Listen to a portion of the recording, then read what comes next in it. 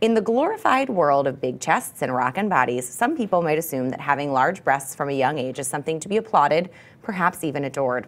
But a new blog from Literally Darling sets these assumptions straight, while of course making us laugh. It begins like this.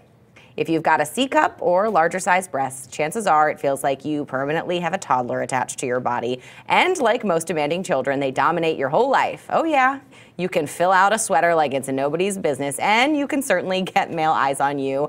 But with your giant tatas comes a life of watching your boobs pop out of bras, shirts, and dresses like they're rampaging bulls on the streets of Pamplona. Joining me to discuss the combination of self-consciousness and self-awareness so perfectly portrayed in this piece is one of the co-authors, Kirsty Renae, editor at Literally Darling. Hi, Kirsty. Hi, how are you? I love this piece. It's hysterical. Thank you. What inspired you to write this? Well, at Literally Darling, we're just a group of 20-something women who wanted to get together and write a blog about things that 20-something women go through. And it actually came out of us having a online chat conversation where one of us was having problems with our boobs, and someone said, oh my gosh, I have the same problems too. And then we said, well, maybe we should get together and just write about it and talk about it and put it out there. And the response has been insane. I mean, I guess we are definitely not the only women who go through this. It's so perfect that we're talking about this today, because just this morning I was having issues with my own bra. You could see it through my shirt. I had to adjust the straps. Things are popping out where they shouldn't be. So it's something that everyone sort of goes through. And your piece does such a good job at awkwardly describing first encounters with boys, when you're mistaken for someone 6 years older. What did you want to be the takeaway from this piece?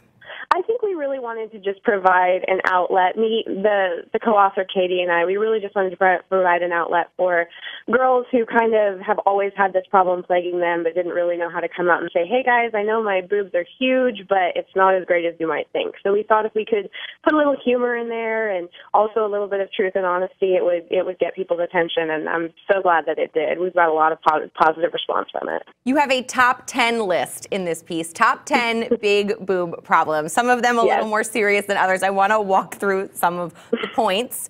First one, under boob sweat. Nobody wants to talk about that, but it happens. It happens. It's terrible. And if you have, even any woman really has that problem, and I think that it's something that people just don't talk about. So we just decided, let's just throw that out there as number one. Another one on the list that so many women struggle with is shopping for clothes based on whether or not you can wear a bra with them. Your bra size, the size of your chest can be very limiting when it comes to fashion, and that's hard to struggle with. Absolutely, yeah. I mean, I know myself, it's that problem of if you wear a shirt that's big enough to cover the boobs, then it kind of is expanding over your stomach, and you try to think, well, I'm not pregnant, but it looks like that sometimes. So you have to wear things that are tighter, but then you do that, and people say that you're trying to be too sultry, too voluptuous, and it's a difficult line to walk. So what say you to all of the smaller chested girls who look at bigger chested girls and think you have it so easy? Well, I think the article puts it pretty well, but we did try to keep an end, which was, we all have our own little insecurities. And one of our other contributors, Amy, is actually going to be writing an article. It's actually up on our website, Literally Darling now, about her small boob problems, and HuffPost has wonderfully decided that they'd like that article as well. So it should be going up fairly soon to show that women of large chest, small chest, doesn't matter. We all have problems that we have to deal with. Well, I can definitely attest that the grass is always greener. I had small boobs, I bought some big boobs, and I have all the big boob problems now, so you're just never happy. Kirsty, thank you so much for joining us. We'll definitely have you guys back to talk about the smaller chested girls as well. All right, thank you so much. You can read the whole piece below in our resource well. I encourage everyone to check it out. It is hysterical.